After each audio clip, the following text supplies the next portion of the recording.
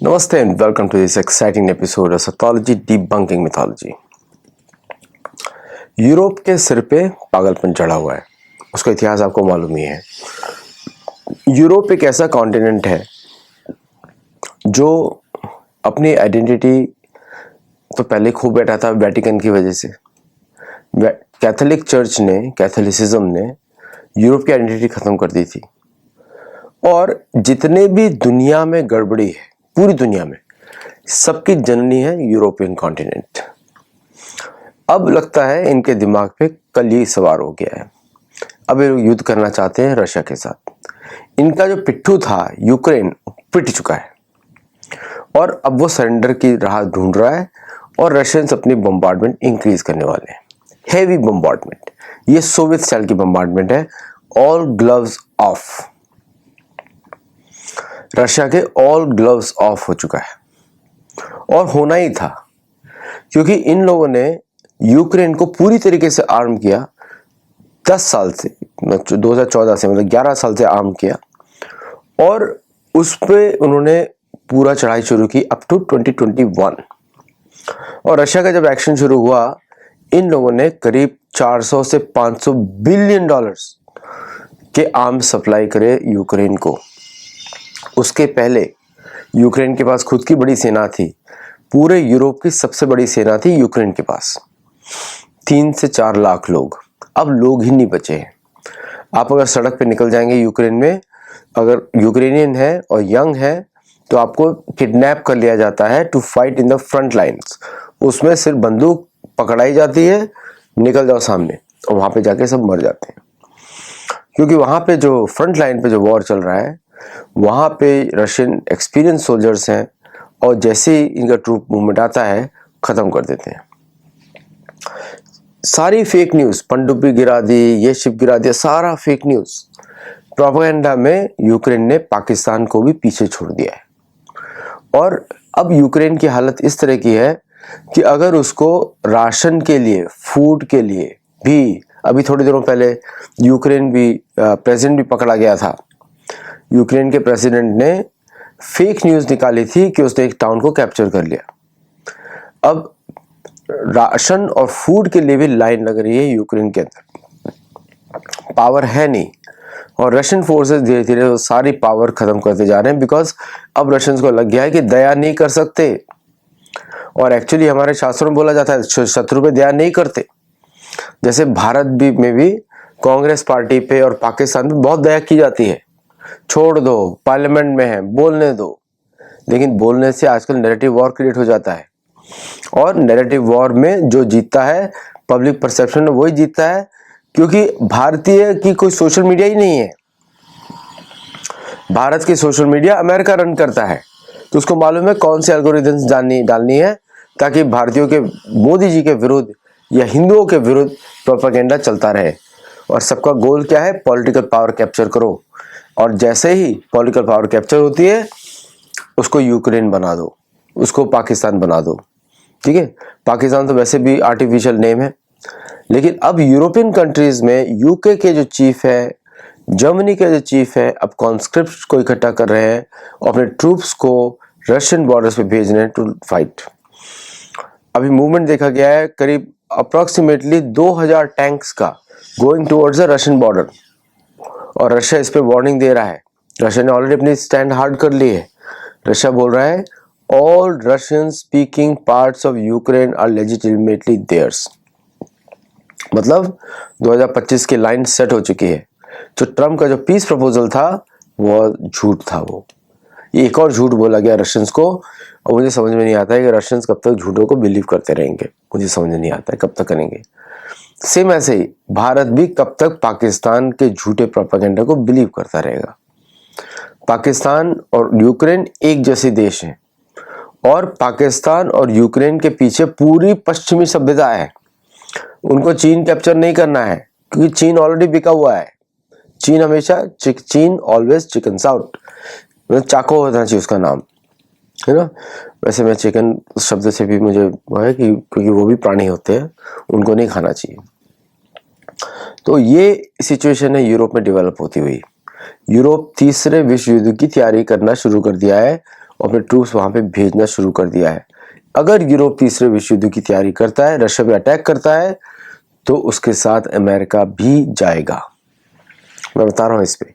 इसीलिए American politicians बोल रहे हैं उनको इस युद्ध में कोई पार्ट नहीं लेना देना, उनको उनके प्लान समझ में आ गए हैं, इसलिए अमेरिकन करने की कोशिश कर रहे हैं। इसलिए यूरोपियंस जो है अमेरिका के भी विरुद्ध काम कर रहे हैं और कोई ना कोई फॉल्स फ्लैग करना चाहते हैं ताकि अमेरिका उधर ज्वाइन करे।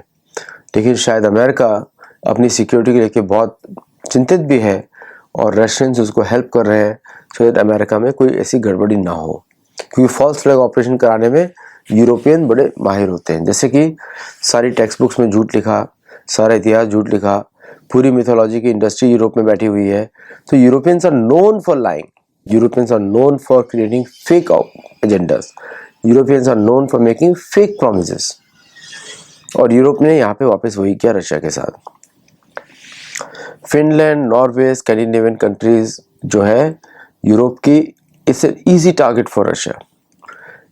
Britain is an easy target for Russia. Nuclear weapons नहीं काम करेंगे वहाँ पे, और अगर ब्रिटेन को कुछ होता है तो अमेरिका को कूदना ही पड़ेगा। तो रशियंस को भी मालूम है, ब्रिटेन्स को भी मालूम है, ब्रिटिश को भी मालूम है। और ब्रिटिश की जो अंदरूनी प्रॉब्लम्स है उस पर भारतीय मीडिया में ज़्यादा रोष होता है, ब्रिटिश मीडिया में कोई रोष नहीं होता। मेरे हिसाब से ब्रिटेन के अंदरूनी प्रॉब्लम्स पे हम लोगों को इग्नोर करना चाहिए, क्योंकि वो उसकी इंटरनल प्रॉब्लम्स है, किसी और ने क्रिएट नहीं करी है, उसी ने की है। भारत की इंटरनल प्रॉब्लम ब्रिटेन ने क्रिएट करी है और कर भी रहा है। भारत की इंटरनल प्रॉब्लम्स में जर्मनी का भी हाथ है, नॉर्वे का भी हाथ है, फिनलैंड का भी हाथ है, अमेरिका का भी हाथ है, कनाडा का भी हाथ है।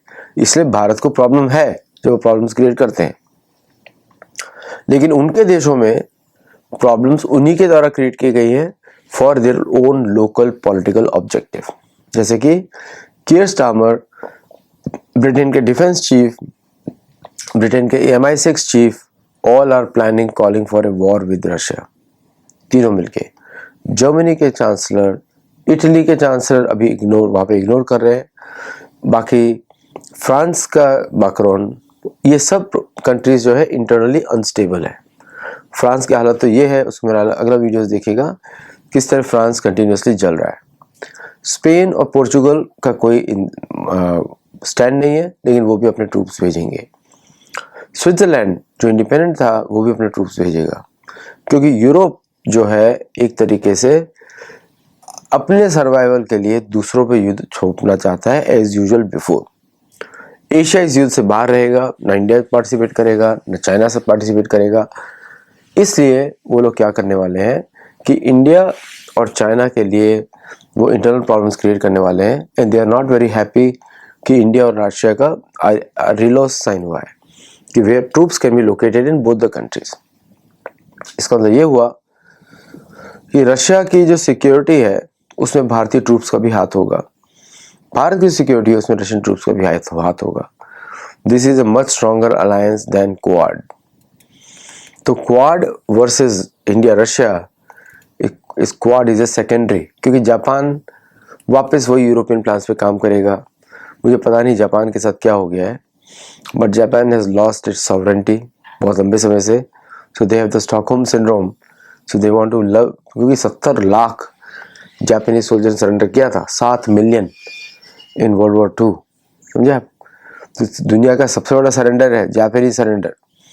Japanese surrender is the biggest surrender in the world. तो इसलिए शायद उनके मन में वो साइकी बैठी हुई है कि don't take fight with the Europeans और western people, you will side with the western people to fight against westerns enemies. Japan का कोई दुश्मन नहीं है, western enemies. Japan itself is a दुश्मन, लेकिन जापान का कोई दुश्मन नहीं है। जापान का दुश्मन ना इंडिया है ना अमेरिका है, कोई भी नहीं है, क्योंकि for the west Japan is a conquer territory. For Japanese इस उनके लिए शेम है। तो अब यूरोप जो इस तरह वॉर बुगल्स कर रहा है, बुगल्स बजा रहा है बार बार, उसमें रशिया का उत्तर क्या है कि यूक्रेन के सारे Russian speaking territories are legitimately theirs. मतलब लैटविया और भी जॉर्जिया, ये सब जो कंट्रीज हैं वो रशियन का उस पर हक बनता है, क्योंकि Russian speakers are there in all those countries. और ये हार्डनिंग ऑफ स्टैंस है। इससे क्या होने वाला है कि Europe will be more defensive because now उसको पता लग गया if Russia takes a stance then Russia has 3 times the firepower of Europe as of today. Fighting skills में मैं आपको बता दूं कि यूरोपियंस कभी भी कोई युद्ध अकेले नहीं जीत पाए हैं आज तक, कोई भी नहीं। एक्चुअली जब उनका कॉलोनाइजेशन पीरियड था, भारत में कई बार हराए गए, लेकिन जो साउथ अमेरिका में जो कॉलोनाइजेशन पीरियड था उसमें उन्होंने नेटिव इंडिजिनस लोगों की बिना उन्होंने हत्या करी, सबकी हत्या करी। और क्योंकि वो अपने यूरोपियन माइंडसेट से आए थे और इंसानियत नाम का चीज़ होता नहीं इन लोगों के अंदर, तो इन्होंने डिजीज़ के थ्रू, फाइट्स के थ्रू सब लोगों को पूरा ख़त्म कर दिया। पोर्चुगीज़ और स्पेनियर्स तो आपको मालूम है सबसे ज़्यादा रूथलेस होते हैं, क्रूअल होते हैं इन देयर हार्ट्स। तो उन्होंने पूरा क्रूअल्टी के साथ, रूथलेसनेस के साथ they destroyed all the native American civilisations in South America. In Asia Spaniards destroyed Philippines को पूरा उन्होंने तबाह कर दिया। वहाँ पे पूरे हिंदू थे, सबको गायब कर दिया। इसलिए Philippines is the poorest country in that region. और उधर आधा पार्ट उसका फिलीपींस का भी इस्लामिक मिलिटेंट से ले लिया है to get the victory for their own religious causes in Philippines. तो उसमें उनका युद्ध चलता रहता है। Now can there be any peace chance? मुझे लगता है कि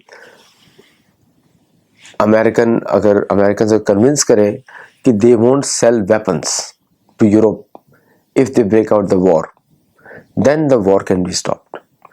अगर अमेरिकन नहीं करते हैं तो यूरोपियंस जो हैं उनको वैसे भी जलने की आदत होती है, वो कूद पड़ेंगे। रशियंस को भी कई साथ भी ऐसा है कि अब रशियंस को अपनी बड़ा दिल रोकना पड़ेगा and they have to get back to where they were in the past. तो इसलिए बड़ा इमर्जिंग सिचुएशन है, we don't know what is going to happen.